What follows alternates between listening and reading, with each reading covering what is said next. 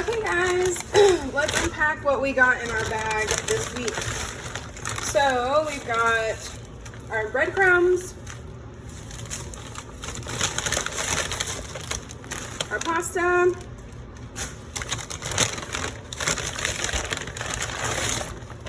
an onion,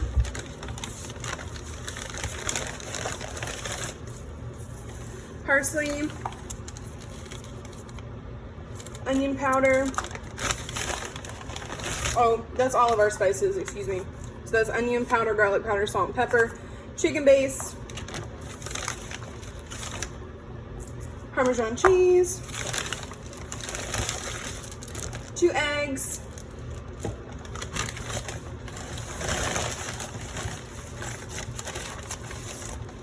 some kale, a carrot, some more cheese, our ground beef, and some mushrooms. Awesome.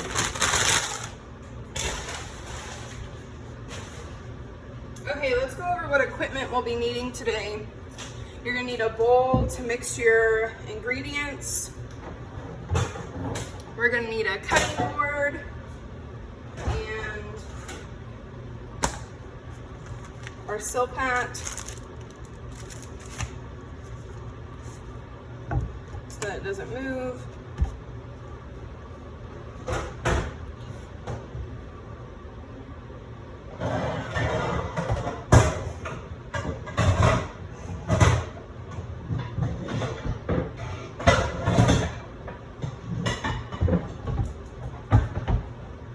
You're also going to need your stock pot.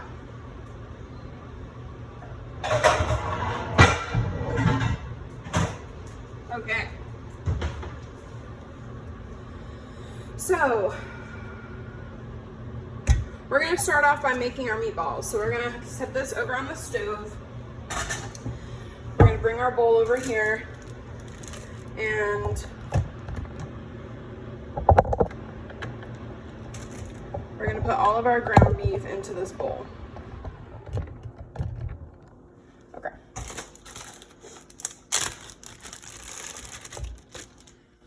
I'm going to throw that away.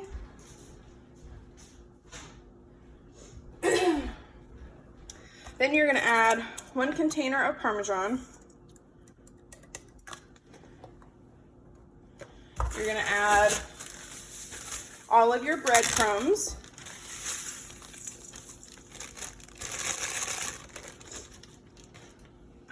And you're going to add both of your eggs.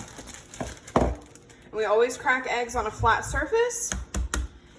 That way we're going to minimize shell getting into our food. And that's also going to minimize damage of the yolk and the white. Okay.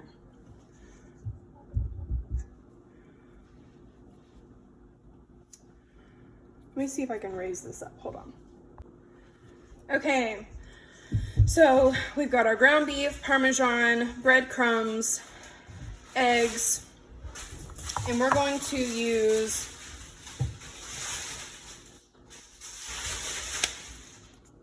Henry, quit. We're going to use half of our parsley, and we're just kind of eyeballing this. And then we're gonna start out with half of our spice mixture as well. So about that much. Okay, then we're gonna mix it up.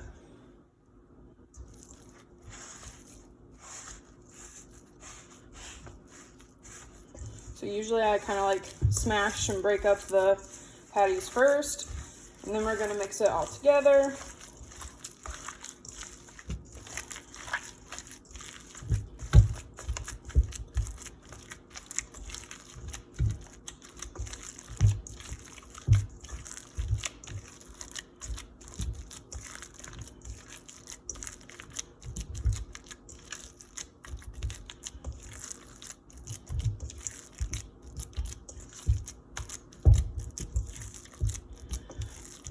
Okay, the next thing we're gonna do is we're gonna let this hang out because we want the breadcrumbs to actually hydrate with the egg.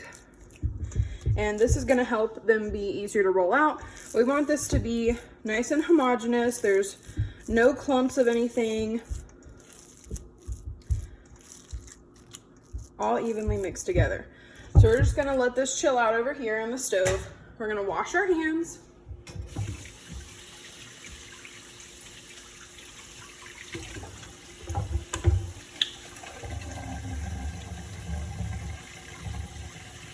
And then we're going to prep the rest of our veg.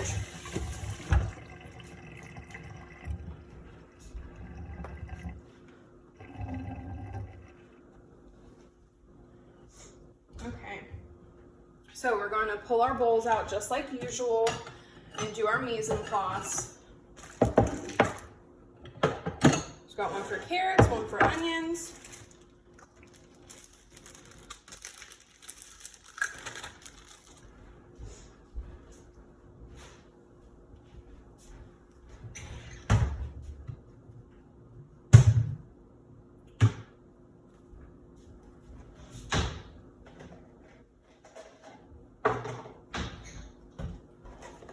Mushroom and kale. Alrighty. Let's start off with our carrot. We're gonna do our trick that we usually do whenever we're peeling something and lay down our peel.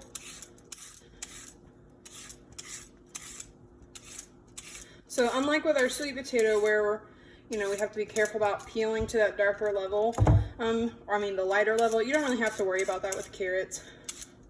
If they're washed really well, you don't even really have to peel them, but we're going to, just for the sake of it. We're also going to take this time to wipe off our mushrooms. And instead of using water to soak them, like some recipes call for to wash them, we're just going to wipe them off because we don't want to add any extra moisture to them, because we're going to want them to brown and caramelize, and any added water is going to keep that from happening. So just wipe them off. We're also, at this point, going to peel our onion.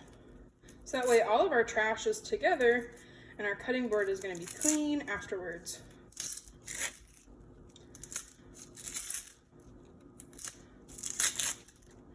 These are some of the things whenever you're cooking that are going to make you more efficient in the long run and going to save you a lot of cleanup after the fact.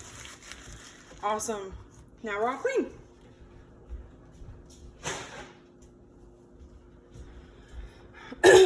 Okay, first thing, we'll go ahead and chop our mushrooms. We're just gonna do a quick slice across like that. Remember that we're holding our knife with our thumb and our forefinger, and we're using a bear claw with our other hand so that we don't cut our fingers accidentally.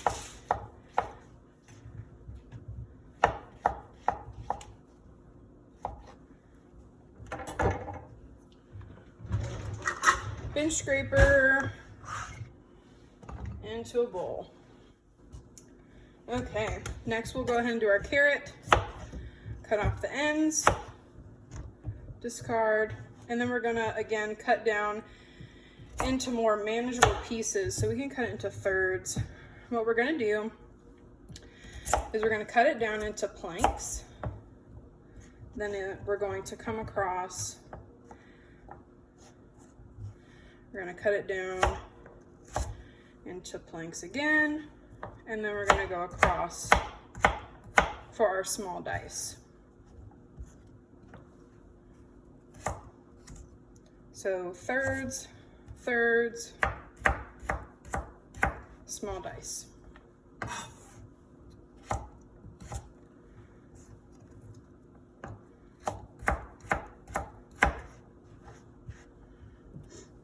So this, the history of this soup is So it's called Italian wedding soup, and this was made traditionally after the wedding, and this may have been what the family ate for like months, weeks, who knows, because it was really cheap and you could throw any kind of vegetables that you wanted into it. So especially if it was during the summer when the garden was coming in, it would be different every week. And if you didn't want to make pasta, you could always put potatoes in it, or you could leave them out as well. And you didn't even have to add meatballs. You know, if you couldn't afford to get pork or veal at the store, then, you know, just vegetables and broth. So this is poor people food. But basically it was, you spent so much at the wedding, this was all you could afford to eat afterwards. Because weddings are super big affairs in Italian families, and they're to celebrate the entire heritage of the family. And so everyone is celebrated. It's not just about the couple, it's about the family and the matriarch and the patriarchs and them coming together in a celebration of a new family. So being Sicilian, this is something that I ate a lot growing up. This is something that my dad also likes to make for his teachers once a year, for like teacher appreciation too. Because it's a good way to feed a lot of people. And excuse me guys. It's a good way to feed a lot of people. And it'd be super flavorful and super yummy. And all you have to do is jazz it up with some homemade meatballs and you're good to go. So we're gonna do a small dice on our onion too. So remember, when we're working with our onion and we're doing a small dice, that's when we're cutting across the lines that the onion has already marked for us. So again, we're gonna go on this like semicircle motion because that's how our onion is shaped. So we're gonna follow the natural guide that it gives us. We're gonna go around like this. And then we're gonna cut in at an angle. And we're gonna start at the top and cut in like that. Then we're gonna go in the middle and cut in again. And this is gonna help us keep even pieces. When you're doing that, make sure you watch your thumb so you don't cut it, okay? And then we're gonna go across. And we're gonna have nice, perfect, small diced onions. When you get to this point, you can flip it on the flat like this and cut across. You can go back and you're good to go. We're only gonna use a half an onion if you're cooking for 2 people. And you can, if you're cooking for 4, you can use the whole onion. It's really up to your discretion for this part. Depends on how much your family likes onion and how much you want to put in. So for me, where I'm just making a 2 portion, I'm just making 2 portions, half an onion is plenty. Okay. And again, why do we separate out everything into our mise en place? Because everything has different cooking times. So lastly, what we're gonna do with our kale, first we're gonna rinse it off. So we're gonna take it over here to our sink and we're just gonna give it a gentle rinse. This has already been rinsed once, but just for cleanliness sake, we'll do it again. What you wanna do is you wanna take it at the base of the stem and you wanna push up. So your stem's gonna come out and you're gonna be left with the green. This is what we want. So do that for every single one. And you don't have to pull very hard. It should come off easily.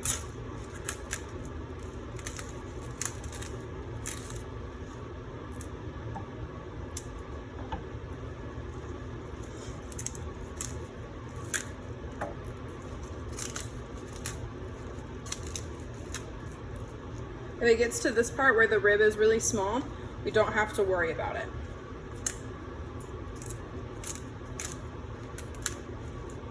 And this is a good way, whenever you're making salads with kale as well, to de-stem, because the stem is really, really bitter. And it's gonna save a lot of that bitterness from being in your salad or whatever you're making with kale. If you're gonna saute kale or cook them, then you can just kind of roll them and do a straight across chop and leave the stems in. And because it's gonna cook out, the bitterness is gonna cook out. Okay, so then we're just gonna do a rough chop. So we're just gonna kind of go across, and we're just wanting to break it into smaller, more bite-sized pieces.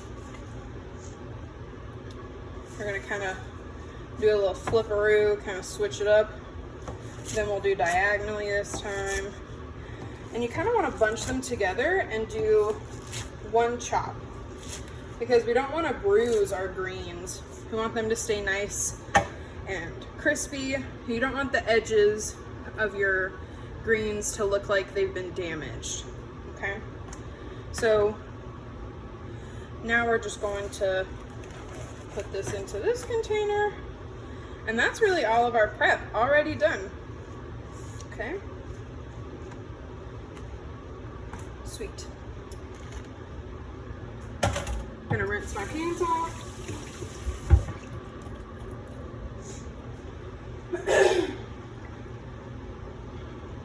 Excuse me for all the coughing, guys. My allergies are bothering me this morning. Okay, so where do we go from here? First, what we're gonna do is we're going to we're gonna wipe off our board. We're gonna throw away our ends or save them for stock, whatever you want. Or if you have a bunny, feed them to your bunny.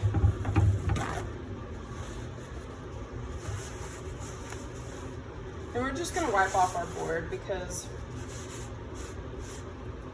none of this is gonna conflict with our meatballs. Okay. So by this time our breadcrumbs have hydrated. What we're gonna do is we're going to roll 2-inch or 1-inch portions, excuse me. So if you have a scooper like this is a really good way to portion size. 2-inch scoop or a 1-inch scooper. Keep saying 2-inch. But if not, usually I do what's called a 3-finger pinch. So you're gonna take 3 fingers worth like that, and you're gonna roll it into a ball, and that's gonna give you about a 1-inch meatball. So what you want to do is you want to make sure that it gets sticky. So see how there's stuff like stuck onto my hands, and the ball looks kind of sticky and has like little pieces sticking off of it like that. This means that we have reached the right texture, and this is going to give it a smoother texture. It's going to eliminate any grittiness. 3-finger pinch. And the technique is you can smush it flat like this, kind of massage it, and then loosen up your hands. And you're gonna get a nice perfect ball. We don't want any seams. Just like, you know, if you're making pottery, we don't want there to be any cracks or any seams. It should be all seamless.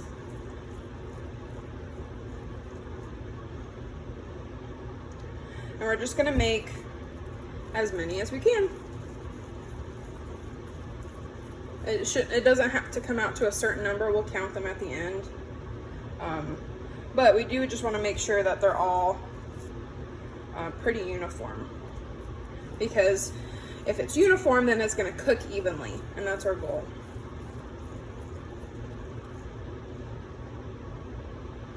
So I'm just placing them on the cutting board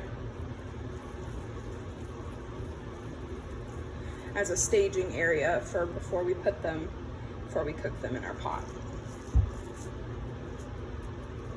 So my dad used to make me help him with making wedding soup, and so we would be making meatballs for like 80 t-shirts.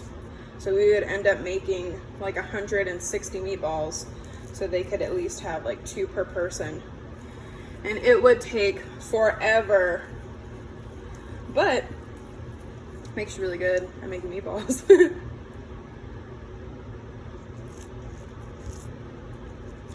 So, variations on meatball recipes, okay?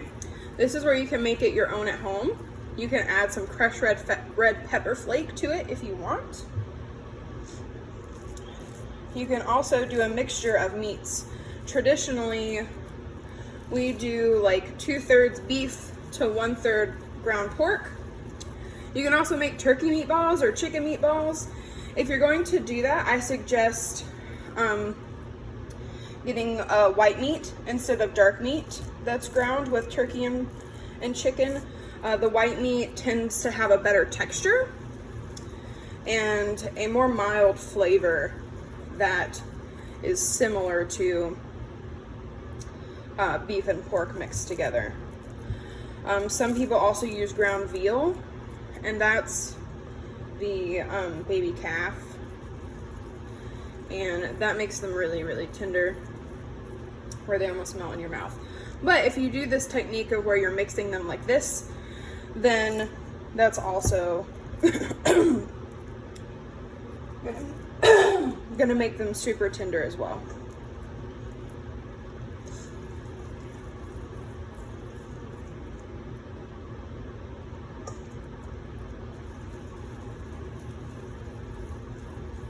Alrighty, all done. We're gonna go ahead and fill up our bowl with soap and wash our hands, because we don't want the raw meat touching or cross-contaminating anything else.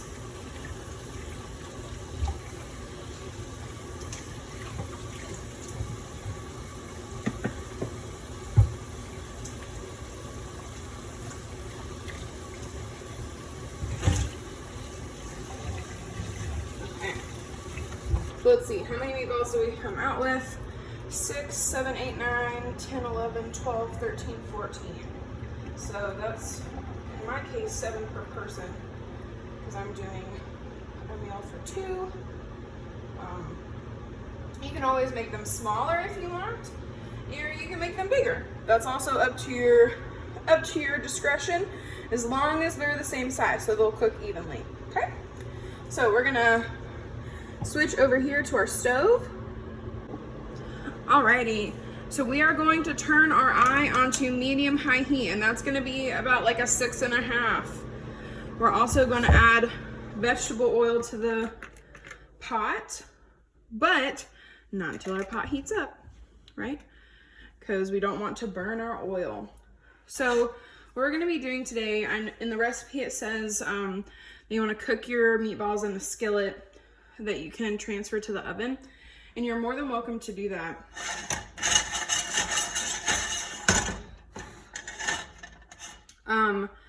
But you also, I'm going to be doing the method where you cook them in the same pot that you're going to build your soup, and then you just place them onto a tray to finish cooking in the oven. I'm doing that because I want the fond in the bottom of the pan that we can scrape up. That's going to help flavor our soup.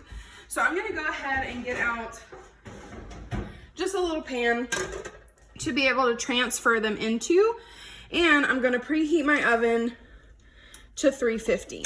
Okay. Alrighty. So our pan is warm to the touch. We're going to go ahead and add enough vegetable oil to cover the bottom of the pan. Add a little tinge more. Our meatballs are going to be sticky, and we want them to slightly stick to the pan, but we don't want them to be super hard to get off either, because we don't want them ripping and leaving our yummy crusty outer shell that we're creating behind. So we're going to add enough oil that they have a nice little like shelf or barrier to sit on, and we're going to let that heat up. When we put our meatballs into the pan, we want them to sizzle. If your meatballs do not sizzle when you place them in there, then your oil is not hot enough, and you'll just want to wait. So put one in there, it's fine. If it doesn't sizzle, wait till it starts sizzling and you can hear it, and then add the rest of them. Okay? So we're going to give that a minute to heat up.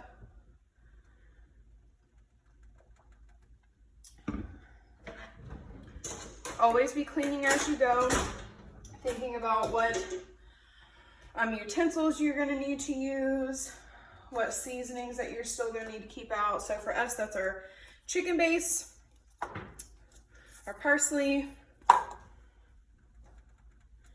and perhaps some of our onion and garlic powder. We're gonna keep it out just in case.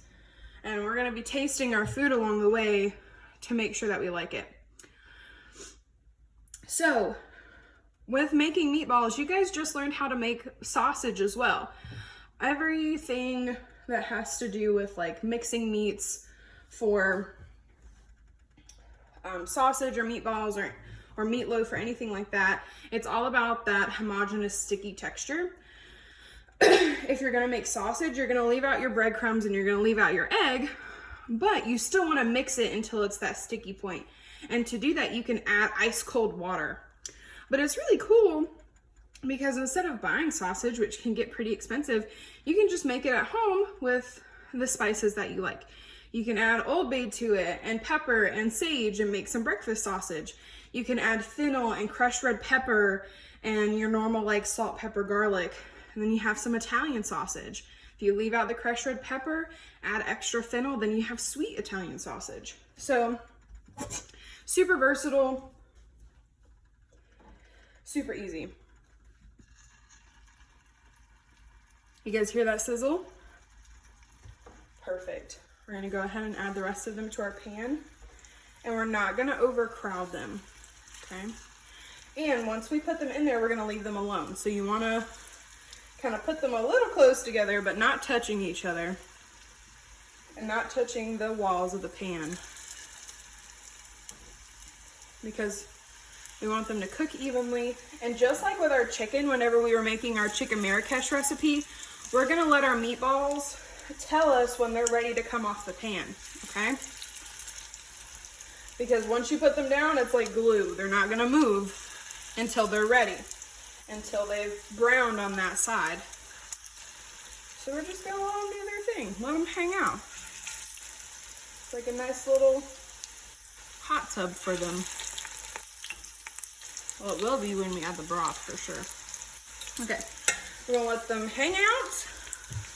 And you can watch on the side them turning gray. And they're gonna turn gray. And once they get up about halfway, that's usually when they're browned on the bottom and they'll be able to flip or turn. So just keep an eye out, keep watching them. They're starting to smell super good.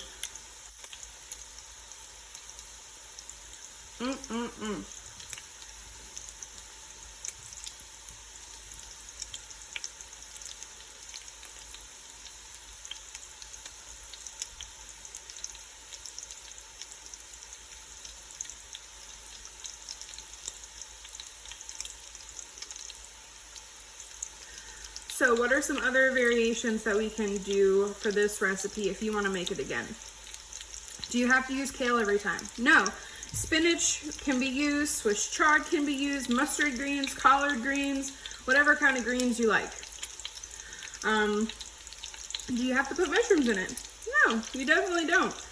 We like mushrooms. Mushrooms have that natural MSG, so they're gonna add a lot of extra flavor. Do you have to add carrots? No, you don't have to. Traditionally, the recipe is really just meatballs, broth, noodles, and spinach, and that's it. We're just adding some extra in because we like the flavor. We like to bulk up our soups. I like to make them more of like stoops, you know, like a stew soup with tons of stuff in it. But that's just me. Okay, so a good way you can test them is you kind of give them a little tap on the side. We're gonna like check the ones that we first put in there. Oh, yep. See, ready to flip on its own, and it's perfectly golden brown. Did you guys see that? Yes. Gorgeous.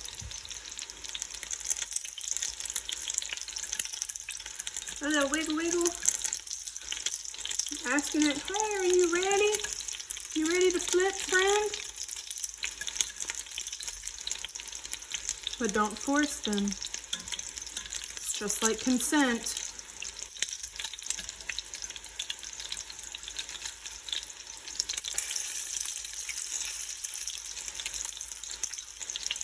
And You may have different hot spots on your pan, so, you know, a good place to check is where you first put them in, but there may be others that are ready before that, so just kind of give them a little tap.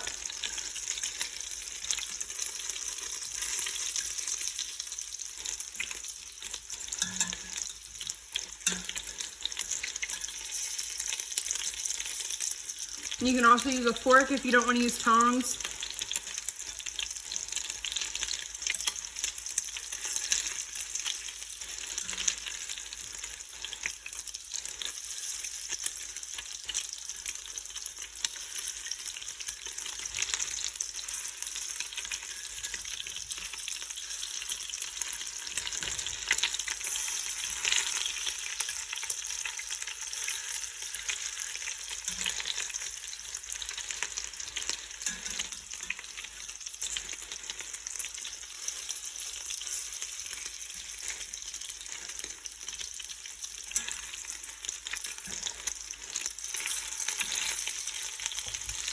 Those look absolutely delicious. Remember, brown food is good food, so we want that caramelization.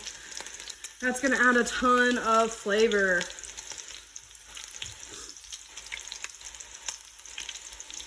Now we're gonna leave them alone again. Let them have that pan time. So, my favorite thing to do whenever I'm cooking by myself and not recording a video is either listen to some really awesome music or to watch cooking videos. So I like to learn while I cook. So you guys can definitely cook to this cooking video or listen to music, do both, whatever you want. Cooking is a really great coping skill for anything, honestly. You know, if you're angry, make something that has a lot of chopping or banging or whatever. You know, we're gonna be making some pork cutlets next week, and we're gonna be using a meat tenderizer, and that helps to get a lot of aggression. So if you're ever feeling like you need to get some anger out, maybe cook some German food because you have to flatten some cutlets. But if you're feeling sad, you know, making comfort food or getting creative, making a recipe that you've never done before, or trying something new, trying to make something into a healthier version, you know, just getting your mind into something so it can quit dwelling on what was making you upset is just really helpful.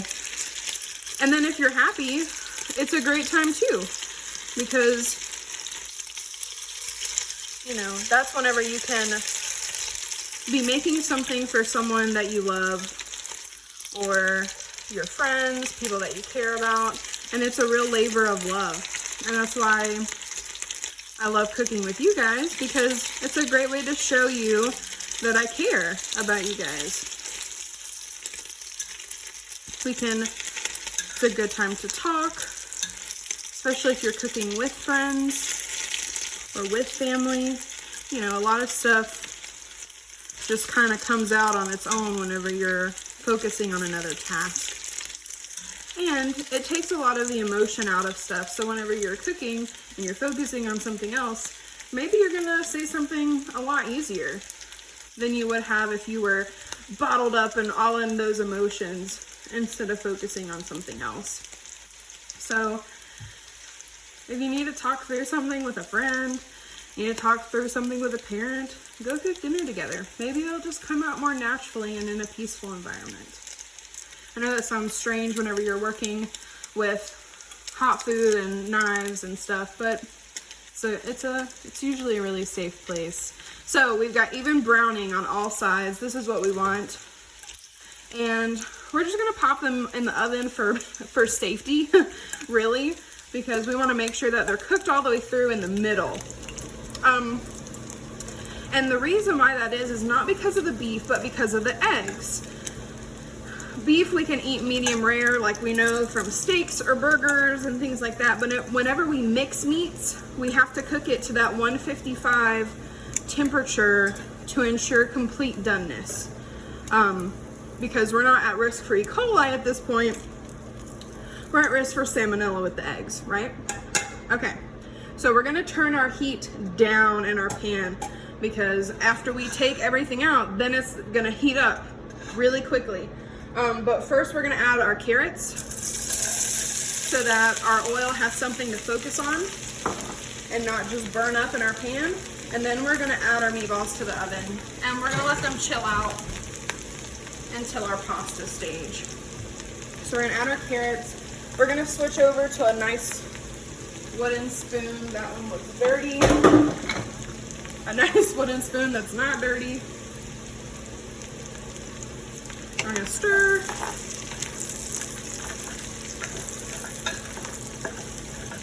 And actually, we're gonna drain out some of this oil. There's more in here than I thought. And we don't want all that oil in our soup. So what we're gonna do is we're gonna take our bowl that we had our carrots in. We're gonna put a paper towel in it. And this is gonna help give the oil a place to go. We're gonna get some pot holders. And we're just gonna slowly kind of drain like half of that off. And just be careful. If you lose a carrot, it's okay, that's why we have. And then wipe your pot so that the oil doesn't drip down into the eye and smoke, okay? Carrots are looking good. We're gonna add our onions.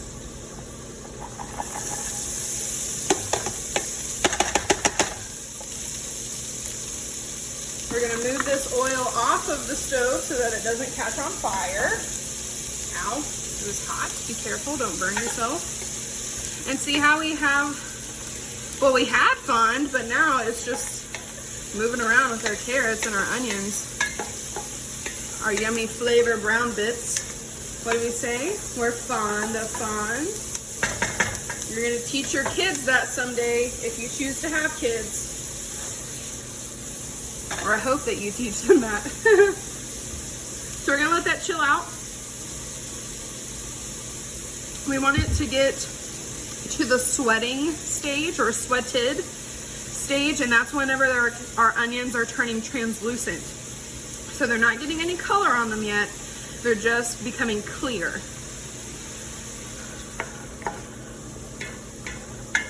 We can turn our heat back up to where we had it before. At 6 or 7. And we shake out our pan like that to evenly distribute. So every item has surface contact.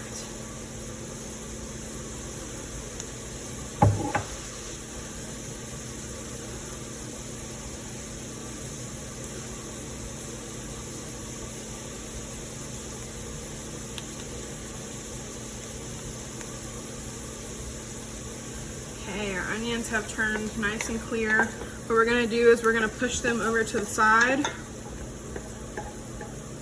And we're gonna add our mushrooms.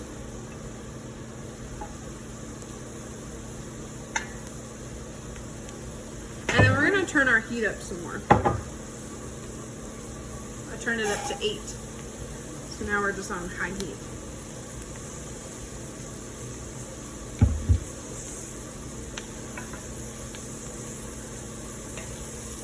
You can mix everything together, get the mushrooms coated in the oil. And now is when we're wanting to brown. So why did we add those in different stages? Okay, our carrots are gonna take the longest to cook. Our onions are gonna take the second longest to cook.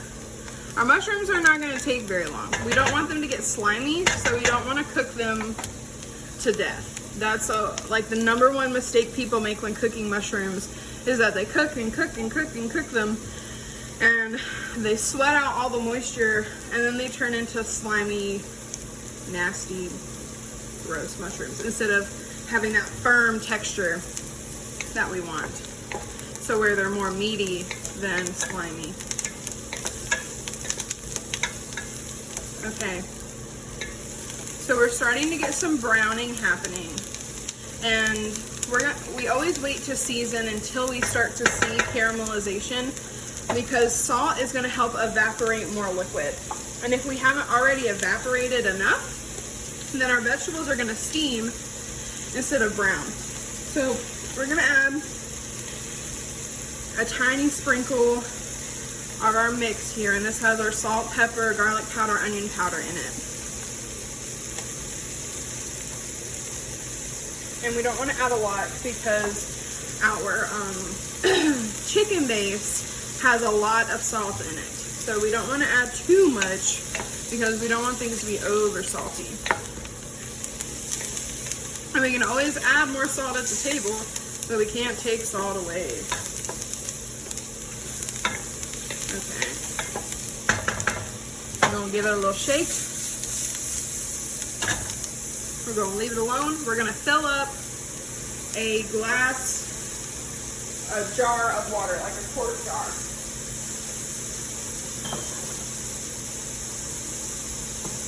Like this size, fill this up with water.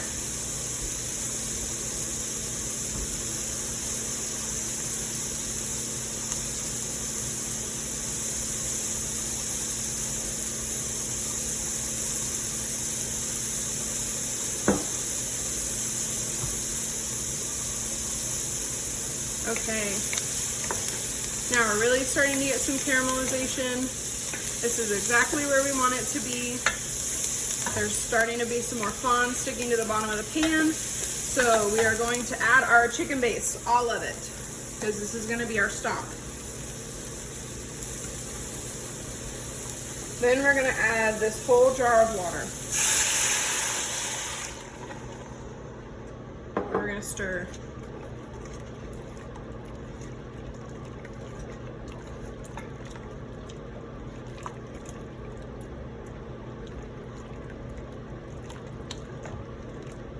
And we're gonna see if we have any little clumps. If you see any little yellow clumps, try and like smash those up or give it a little stir like that, because we want to incorporate all that chicken base. And we're gonna go ahead and add another jar of water.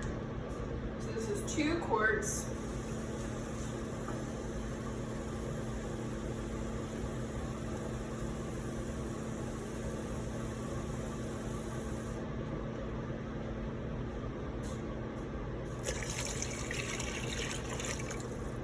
Perfect.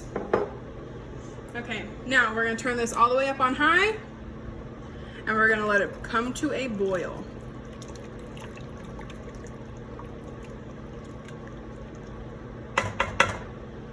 At this point we can try it and check our seasonings.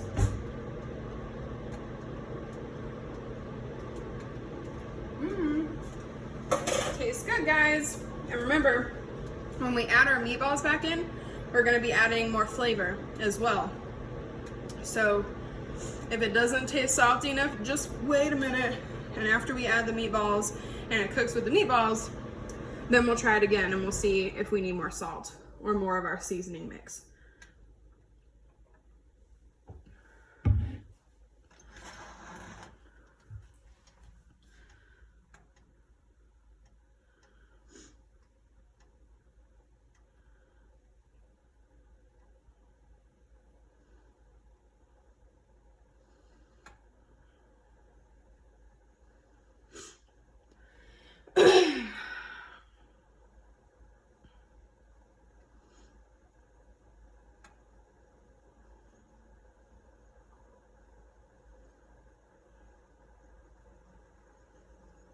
You can hear it. You can hear it starting to simmer on the bottom. And it's coming to a boil. And you can hear my stomach growl because now I'm hungry.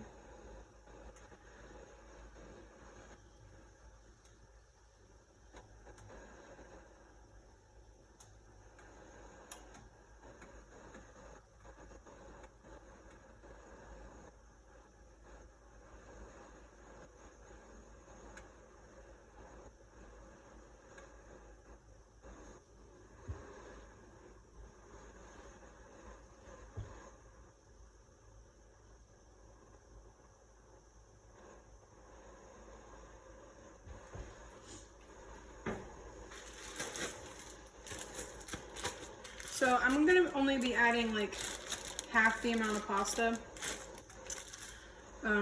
in mine, just because there's only one of me So I will not need as much pasta in here. So we're starting to come to a boil. What we're gonna do now is we're gonna add our meatballs. So we're gonna pull them out of the oven. And we're not just gonna dump them in there because we don't wanna splatter hot broth on us. We're just gonna place them in here gently.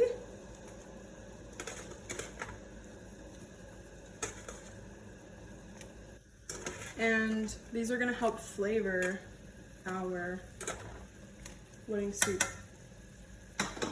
We're also gonna pour any of the pan drippings in as well. Okay, now we're at a rolling boil, remember? Where we can't stir it away, it's still gonna continue to boil. This is where we're gonna add our pasta. I'm gonna add half the bag, like I said. And we're gonna let this cook. We're gonna let it boil all together and wait for our pasta to be done. And I will check back in with you guys whenever that's ready. Okay guys, so I didn't tell you before we took a break, but I hope that you guys remember that while we're waiting for things to cook, we clean up.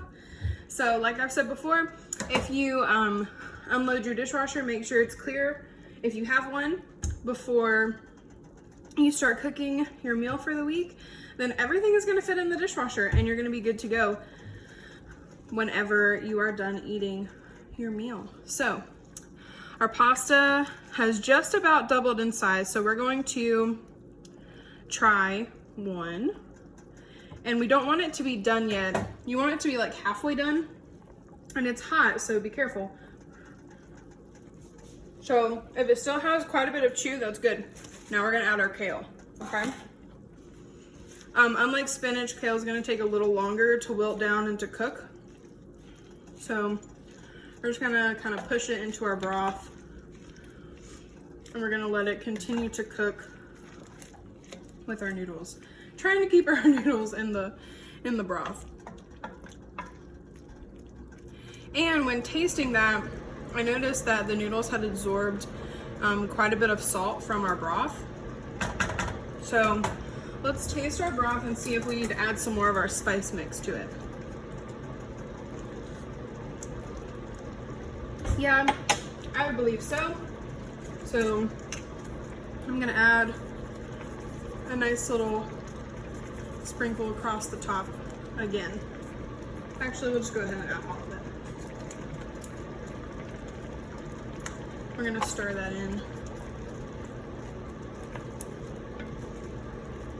Another reason we add greens to soup is because it's beautiful. Look at our lovely rainbow of colors with our orange carrots and our bright green kale.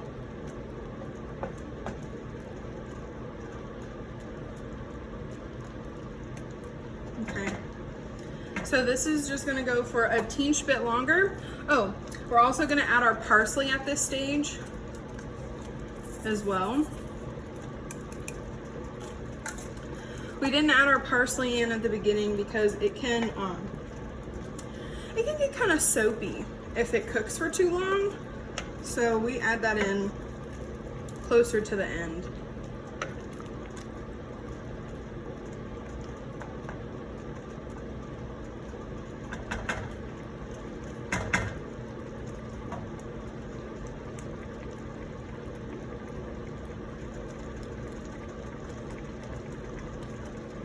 Already, I think we've probably had enough time. I'm gonna test this noodle, see if we're done. And we still want a little bite left because we want them al dente. And that way, whenever we, if we have leftovers, then they're not gonna get like too mushy in the fridge. Okay, we're gonna turn off our heat, make sure our oven's off and everything's good to go. We're gonna transfer, I'm gonna transfer you guys first. over to our plating setup.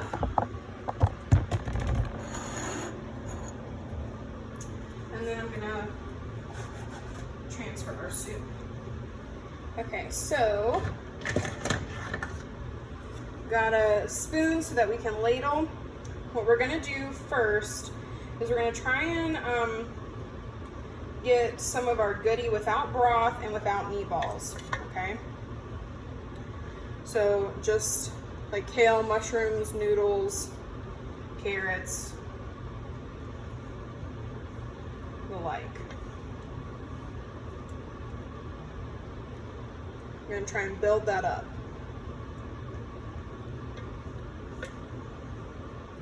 It's like 3 ladles of that. Then we're gonna take our meatballs. We can use a pair of tongs. We're gonna place those on top. We're gonna place 4 because that's gonna create a nice little kind of like triangle base and add even more height. So we're gonna go 3 on the bottom and then 1 on the top, like so, okay? We're gonna say, please stay together. Then we're gonna go back with our spoon and we're just gonna get broth. We can just pour it right over the top.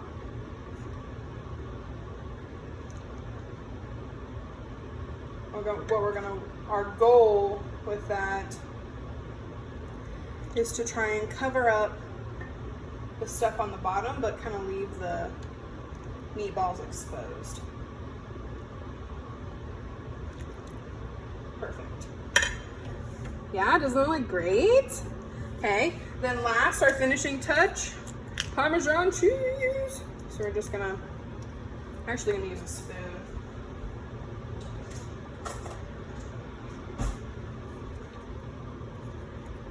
Sprinkle our Parmesan cheese over the top, like that. Perfect. Yummy, yummy. Enjoy, guys.